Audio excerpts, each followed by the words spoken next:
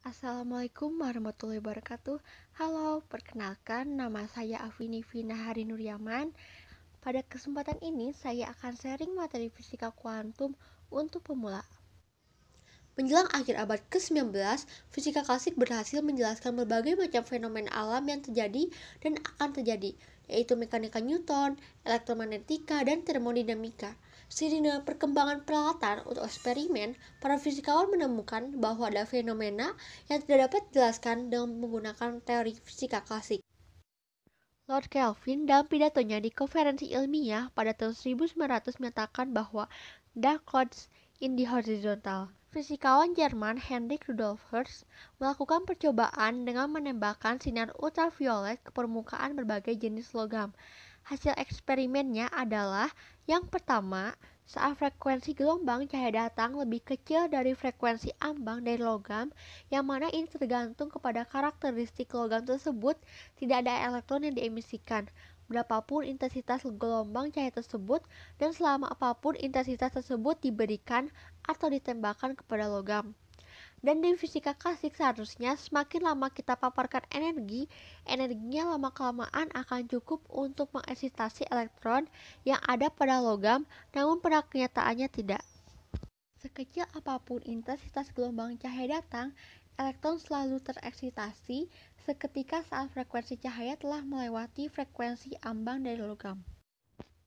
Terakhir, energi kinetik elektron yang tereksitasi bergantung pada frekuensi gelombang cahaya datang, bukan intensitas cahaya datang, sehingga energi kinetik akan naik secara linear terhadap frekuensi gelombang cahaya datang. Hasil eksperimen tersebut tidak dapat dijelaskan oleh fisika klasik pada saat itu. Lalu muncul pertanyaan lainnya, mengapa tetap ada eksitasi jika intensitas sangat rendah sekalipun, dengan catatan frekuensi cahaya yang datang lebih besar dari frekuensi ambang. Secara klasik, elektron akan menunggu energi yang diserapnya cukup untuk mendorong keluar dari logam, sehingga seharusnya intensitas rendah tidak dapat membuat elektron tereksitasi. Pada kenyataannya, tereksitasi dengan syarat frekuensi cahaya datang lebih besar daripada frekuensi ambang. Selanjutnya mengenai radiasi benda hitam. Apakah kalian masih ingat? Ini merupakan kurva distribusi Boltzmann-Maxwell yang berada pada masa hiatus. Wilhelm Wien mencoba untuk melanjutkan pembahasan radiasi benda hitam pada tahun 1896. Ternyata, Wien mendapatkan kurva radiasi dari berbagai panjang gelombang mendekati, mirip bentuknya dengan kurva distribusi kecepatan Boltzmann-Maxwell.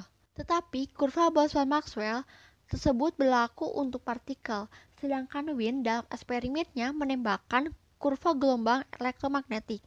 Lalu bagaimana ceritanya kurva untuk partikel bisa cocok dengan kurva gelombang? 1 tahun kemudian, Fredrik Paschen menggunakan infrared dengan panjang gelombang 1 mikrometer sampai 4 mikrometer, bahwa hukum Wien tepat bersesuaian dengan titik-titik data eksperimennya. Pada tahun 1900, tim pertama yaitu Lummer dan Prinzham melanjutkan penelitian Paschen dengan menggunakan panjang gelombang 18 mikrometer. Dan tim kedua, Rubens dan Kuppbaum, melanjutkan sampai 60 mikrometer. Dari hasil eksperimen kedua tim ini, mereka mendapatkan bahwa hukum Wien gagal dalam daerah panjang gelombang yang besar atau frekuensi yang kecil. Selanjutnya, Lord Rayleigh dan James Jeans pada tahun 1900 merumuskan bagaimana kerapatan energi, namun hasil mereka berhasil di panjang gelombang yang besar, di mana tadi di bagian ini Wien gagal. Namun, apa yang didapatkan oleh Rayleigh dan Jeans gagal di panjang gelombang. Maka ini merupakan bencana ultraviolet. Inilah ujung dari fisika klasik. Kita butuh paradigma yang baru untuk menjelaskan ini semua. Fisika kuantum adalah interaksi antara cahaya dengan materi. Pada tahun 1900, seorang fisikawan asal Jerman, Max Planck, muncul dengan gebrakan baru yang menjadi gagasan revolusioner fisika kuantum. Planck mampu menjelaskan bencana ultraviolet yang sebelumnya tidak bisa dijelaskan oleh ilmuwan lainnya. Max Planck memberikan asumsi baru bahwa radiasi elektromagnetik yang dipancarkan suatu benda terbagi atau diskrit ke dalam paket-paket energi yang disebut dengan kuantum. karena permukaan benda hitam tidak menyerap atau memancarkan energi secara kontinu, melainkan berjalan sedikit demi sedikit dan bertahap-tahap. Besarnya energi ini bergantung pada besarnya frekuensi gelombang elektromagnetik. Dengan hipotesis yang revolusioner ini, Planck berhasil menemukan suatu persamaan matematika sesuai dengan data percobaan yang diperolehnya, yang disebut dengan hukum radiasi benda hitam, menyatakan bahwa intensitas cahaya yang dipancarkan dari suatu benda hitam berbeda-beda sesuai dengan panjang gelombang cahaya. Adapun persamaannya adalah E sama dengan HV. Teori Planck ini mampu menjelaskan bencana ultraviolet, dan penelitian cahaya terus dikembangkan oleh para ilmuwan, salah satunya pemahaman cahaya mengenai partikel. Albert Einstein, salah seorang fisika dari Jerman, terinspirasi dari Max Planck tentang radiasi gelombang elektromagnetik. Einstein mengatakan bahwa cahaya merupakan partikel yang memiliki massa dan momentum sehingga partikel bisa bertumbukan, dan cahaya sebagai partikel ini dikenal sebagai foton. Albert Einstein menggunakan konsep kuantum untuk menjelaskan efek kuartal listrik yang diamatinya.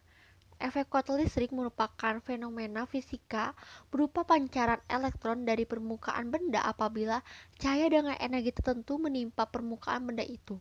Einstein melakukan eksperimen dengan menembakkan cahaya pada logam natrium dan mengamati elektron-elektron pada permukaan logam terhambur dengan kecepatan tertentu. Elektron terhambur ini memiliki energi kinetik setengah mv², namun hanya cahaya dengan frekuensi atau energi tertentu yang mampu menghamburkan elektron-elektron pada permukaan logam natrium, yaitu energi foton harus sama dengan energi yang diperlukan untuk memindahkan elektron atau fungsi kerja logam, ditambah dengan energi kinetik yang terhambur. Penjelasannya tersebut memperoleh perhatian luas dari kalangan fisikawan. Apa aja sih konsep penting dalam fisika kuantum? Yang pertama, fungsi gelombang.